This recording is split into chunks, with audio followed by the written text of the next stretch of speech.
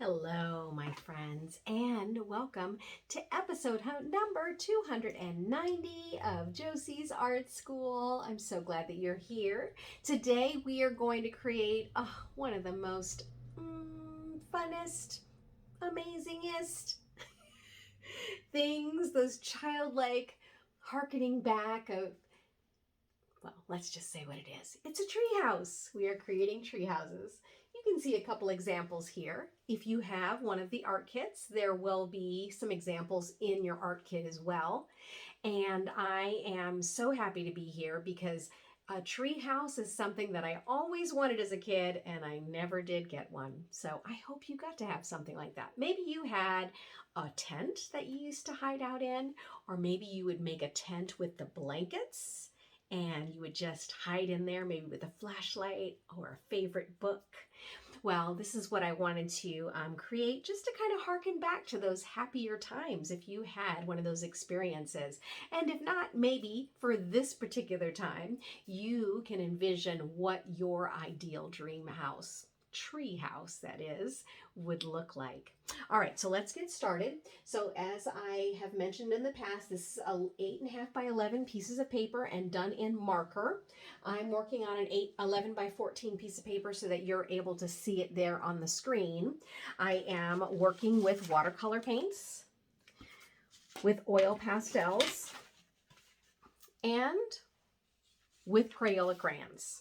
Okay, if you purchased an art kit, have tempera paint, and you can also feel free to use markers, colored pencils, watercolor paints, crayons, whatever you'd like. But there are tempera paints in your kit, and those of you who are just doing this at home, you could just do a straight pencil drawing or pen and ink drawing, or you can even use canvas and create it with acrylic paint. All right, let's go ahead and get started.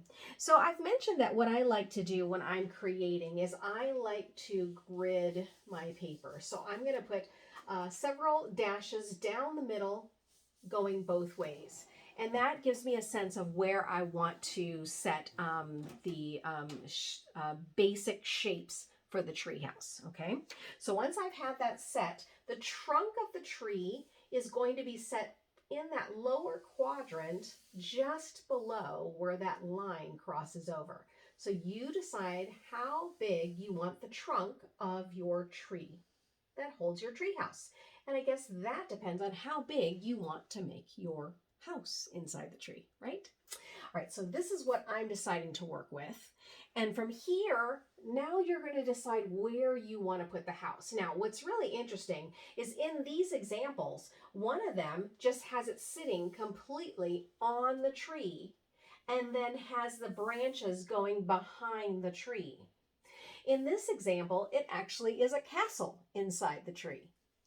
You can choose to do what you like. Now, what I'm going to do is I'm actually going to set my house a little bit above the base. And I am going to work with a more of a rectangle shape rather than a square because I do want it a little bit bigger. Okay. And then from there, you remember that fun game that you play to make everything, turn it all into a cube. So if you haven't done that in a while, you're just taking the points on that right hand line on your rectangle. You're bringing them back in a diagonal fashion, and then you're adding a straight line. Feel free to use rulers if you'd like. All right, from there, I'm going to add on a triangle.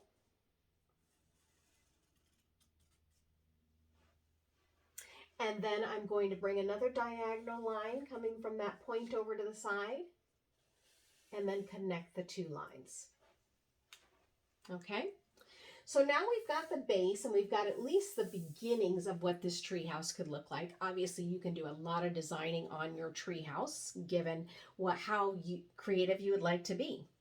But now that I have the tree house here, I'm going to start to add in the branches behind the tree. So from here, I'm going to add a line just underneath the house, and then I'm going to skip over where the house is sitting, and then I'm going to make the branch behind it. So if you want it sitting in front, you would then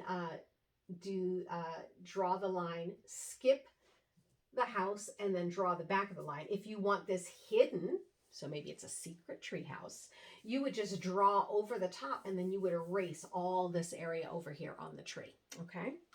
All right. So from here, I'm going to start to add out a little more on that branch. So I'm going to create a V from here. And then I'm going to cause it to connect back to the base of the trunk. Okay. All right, so from here, you can pick up your piece of paper and put it in front of you and decide where you would like to put the other part of your tree branch. Now, if you want it to be sitting directly in the middle of the base of your tree, then you do pretty much the same thing you did on the right-hand side on the left, and bring the line out and bring another line, a parallel line. And then you can also feel free to add a branch going up, and you can see that here in this example, as well as this example right here. So you can decide how big or how small you would like these branches to be. Now for me, because I'm using a Sharpie, it will get a little tricky if I decide I want to change out the length of the branches, but you can feel free to erase wherever you would like, right? Because this at this point is just kind of getting something down on your paper or on your canvas, and then from there you can change it up based on what's pleasing to your eye, right? So now you've added in the base of the tree, and again, as you can see in these two examples, you could decide to add another tree right here. You could also decide to kind of make this more of a whimsical tree setting and add some swirls in the back. I think I like this idea of adding trees, so I'm going to do that same thing. So what will help me is to first add in what we call the horizon line, so it kind of grounds where the tree is sitting. And then from there, I can decide where it is I want to add another tree. So I could do it where I have a full grown tree, or I can have it where it's just overlapping the branches, right? So I could do this as well. And it's almost like a family of trees sitting together, right? I could think of it as a fall setting and then I don't put any leaves on, or I could add leaves. So right now I'm just adding what we would call texture into the tree. And then you just kind of step back and see, all right, I have my house right here. I have the tree. This feels a little empty right here. Now in this example, the way they answered how we're going to handle this space over here is they created a sunrise. So you could do that as well. So you'd want to have something to anchor it to. So let's say, for example, you want to add maybe a hill in between the trees. And if you start thinking that doesn't make any sense, it's your drawing. You make it make sense because it's from your imagination. Now from here, then I could add, so I could leave it like this, right? And I could then put the sun up here in the corner, or I could go as I intended and maybe put the sun right here.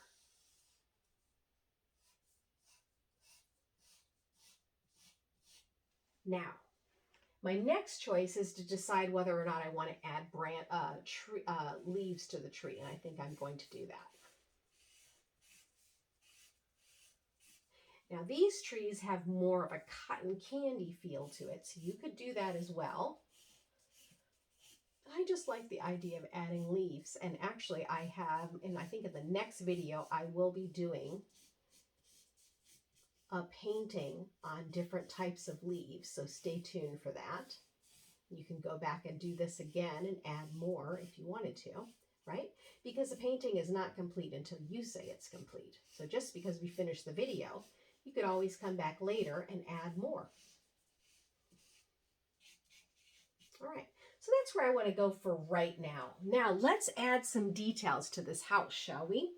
All right, here's a thought. If you wanted to, you could add steps to get to the house because it kind of makes sense. You need to figure out how you're going to get up to the house. So you could do steps right here. Over here, we see that a ladder is dropping down. So that's probably what I'm going to do. I'm going to add a ladder. Maybe one where maybe it drops down over here. You could make it even, let your imagination really go wild. Do something like a bridge to go into your house. I actually like that idea. I think I'm going to make mine a bridge. And it goes behind this mountain right here. Then I'm going to come back up to the house, and this is where you can really get very fancy. So since I've put the bridge here, probably going to have to put the door right there, right? It's made the decision for me. And maybe I want to add some fancy curtains. Again, this is up to you what you would like to do. Maybe not necessarily anything coming out of the chimney, because that would mean the tree could catch on fire. But we'll just put that up there just to make it aesthetically pleasing. And then you could draw a design on your house. Do you want a house that looks like your own house? Do you want to have a house that's made of brick or log? Again, this is your imagination. You decide what you would like to put into your house design. You are the architect, right? All right, so this is kind of the base of where we're going. I'm looking at this and I really don't like what's happening over here with this side of the house. I think I am going to add another layer to this house, just to ground it a little bit more and it makes sense to my eye. Okay. All right, so here's my basic design. I'd love to see what yours looks like. You can always send me a copy of yours or post it on Instagram and tag me under Robin Norgren. Okay, so from here, I'm gonna go ahead and start painting. And I like to just add color really quickly into a couple of main areas. And then that helps me get the ball rolling as to where I want to go with my painting design. So I'm actually going to make my house. I know, I hope it looks like this on your monitor. I'm using red. I find myself drawn to red quite a lot lately. You'll notice this in other videos that I have used a lot of red. But I just like the pop of color right away on the paper. And then if I have to walk away, I feel like I've made a big step into going more bold rather than being afraid of what colors I'm going to put where, right? All right, so from there, I'm now going to go in and I'm going to add, using my oil pastel, I'm going to add some green to the leaves.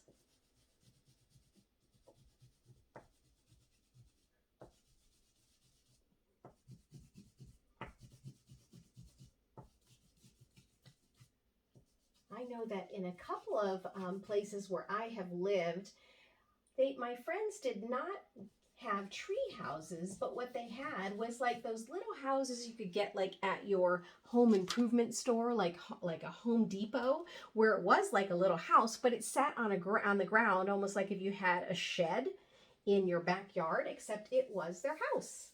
So I wonder if any of you had something like that when you were little. Well, this is a nice brown. And so you can see how very quickly I have brought this drawing to life with just a little bit of paint.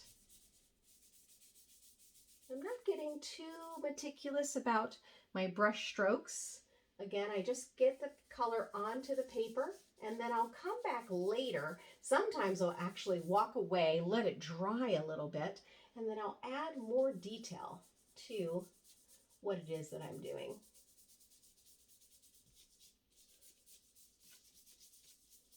So I have to remember, I also have mountains in here, so I want to make a statement with those mountains as well.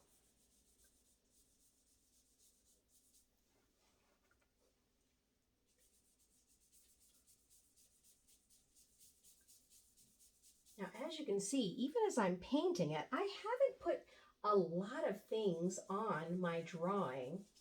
And that leaves room for, as I'm painting, if I come up with an idea about maybe adding more to the story, right? Because every painting, I believe, is telling me some kind of a story based on a point in time. So as of today, February 7th, 2022, I am choosing to blend the colors in a certain way to create mountains, to be enamored by tree houses, right? But who knows, 5 years from now, will I feel this same way? Or would I even create this painting in the same way?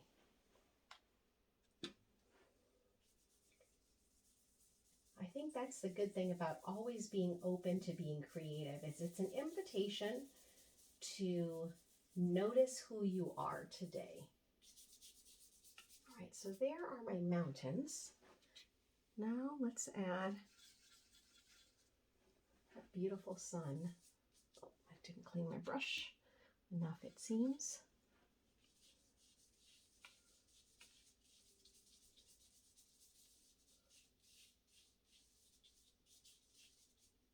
Okay.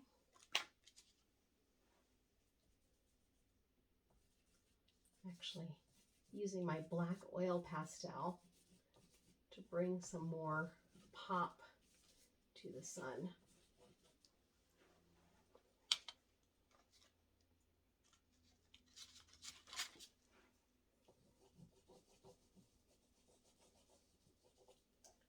Okay. Maybe add a little blue.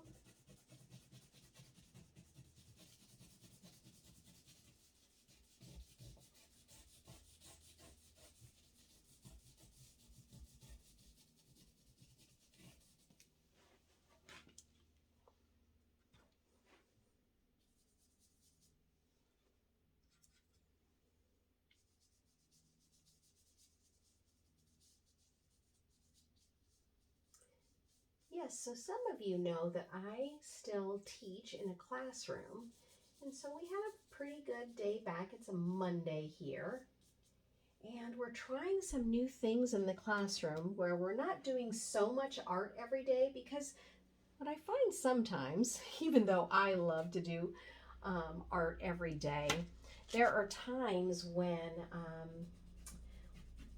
the students don't put as much effort into it because you kind of take it for granted, that you're doing art every day. So you just kind of rush through it, what we call those fast finishers, and they really don't think it through any of their design choices, and they, pretty much, well, this is what I find. they really don't necessarily like it, and so they'll finish it up real quick, and then they'll say, "You can keep it, Miss Norgren," and it's like, well, that alone kind of tells me that you haven't put much effort into it, because I know if you really love what you did, most times kids want to give it to their parents. So it's like when you don't even want to make the effort to take it home, I kind of have to go, maybe you're not appreciating this value of like slowing your mind down and painting. So made the decision to take a little break from doing art in the classroom for a couple days, and just kind of see and make it more of something we do maybe once or twice a week, which, believe me, as the art teacher in me, really hates the idea of not doing art every day in the classroom. But that's a good thing about having a YouTube channel, is I can come do it with you guys. But yeah, I just think sometimes we get in that rut of not really valuing the materials and not really appreciating that we are at a school that values art, and, brought me in because they knew I had an art background. But, you can't force kids to appreciate that, They kind of forget, hey, just a month ago, we weren't doing art in the classroom. So kind of need a little bit of I think the absence makes the heart grow fonder, if you want to put it that way. So as you can see, I'm kind of coming to the end of my painting here.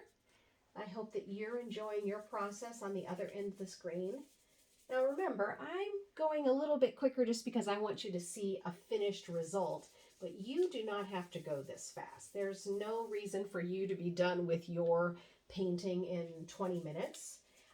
I just think sometimes it's nice to get another perspective of how you could be creating it. And sometimes, and this is what I find in the classroom, I do a lot of instruction right in person. So in real time, we're drawing something together. And because we have 45-minute classes, I can go ahead and start the process. And usually what they do, many of the students will just kind of veer off and work at their own pace. Once they kind of get the hang of it and they're not feeling like super nervous about whether or not it's going to come together the way they like, then they just kind of use the time and on their own, and they don't really stay in time with what I'm doing. So, and then of course I'm always prepping for the next class, so I need to go quickly so I can get back and get everything prepped for the next class that's coming in.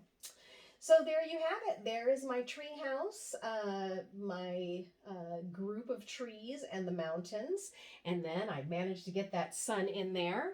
So I really hope you enjoyed this video. Thank you so much for stopping by. Make sure to like and share and subscribe. Hit the notification bell because I do videos at least 2 and many times 3 times a week. Also, could you do me a favor? If you love this type of thing, please make sure and share it with a friend. Check out my art kits. They are over at joseysartschool.com, and I actually also have sewing kits as well. So thanks so much for stopping by. I'll talk to you soon. Bye.